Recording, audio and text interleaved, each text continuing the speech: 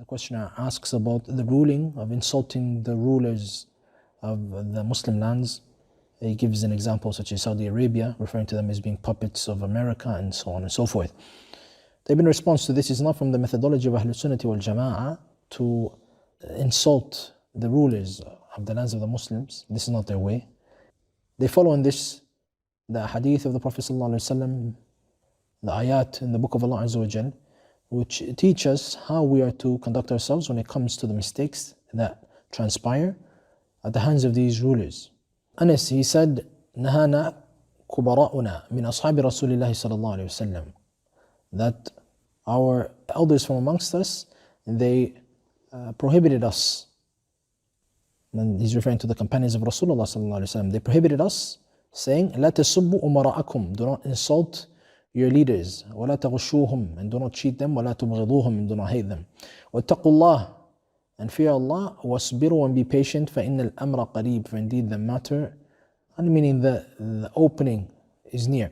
And this hadith is narrated by, or is collected by Ibn Abi Asim in his Sunnah, and was authenticated by Al-Albani. So you can see the teaching that Anas radiallahu anhu benefited from the major Sahaba, his elders from the Sahaba. Do not insult them. Also, Ibn Abbas radiallahu anhu, when Al-Hajjaj ibn Yusuf, he burnt down the Kaaba, and this was obviously after Abdullah ibn Zubayr, he rebuilt the Kaaba. Al-Hajjaj, after killing him, he brought down the Kaaba and put it back in the state, or rebuilt it in the state that it was in prior to the restructuring that Abdullah ibn Zubayr did, rebuilding the Kaaba upon the foundation of Ibrahim. In any case, Ibn Abbas radiallahu anhu, he said to those who are insulting him, لا تكن عونا للشيطان, do not be one who assists the shaitan against him. Meaning by you insulting him, this is not from the ways of bringing about any good.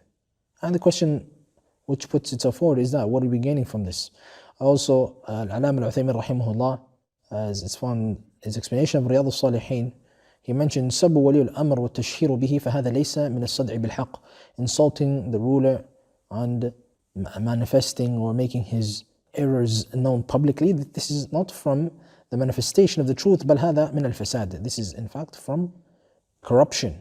هذا مما يوجب إغار الصدور وكراهة ولاة الأمور والتمرد عليهم. This is from that which causes turmoil or a rancor in the chests of the people against them, and for them to have a dislike for their rulers and be rebellious towards them. And today they refer to it as drawing attention or raising awareness. This is the terms that they use. وَكُلُّهُ بَاطِل, all of it is false. So this is not from the ways of Ahlul Sunnah wal Jama'ah, because what it does is exactly this. It leads to rebellion, it leads to anarchy, chaos, bloodshed. And we've been told that if he's a Muslim and he's still within the fold of Islam, to be patient. To be patient, these are the teachings. رُبَّمَا يُفْضِي إِلَى مَا هُوَ أَكْبَرُ إِلَى الْخُرُوجِ عَلَيْهِمْ وَنَبْذِ بَيْعَتِهِمْ وَالْعِيَاذُ بِاللَّهِ. So he says that it may actually lead to that which is even greater, which is raising arms against them, advancing to revolution, and turning aside the pledge that was given to them, and refuge sought. So in any case, these the hadith as well as the statements here which we've mentioned, they indicate that this is not from the way of Ahlul Sunnah wal Jama'ah. So upon the person is to cling on to their way, to cling on to the way of the Salaf as-Salih, and to avoid the likes of these mukhalafat, these oppositions to their way, even though there has increased the political activists and those who call to this methodology of insulting and reviling the rulers publicly and raising awareness, even though it only leads to fasad, like Shaykh Uthaymin rahimahullah mentioned.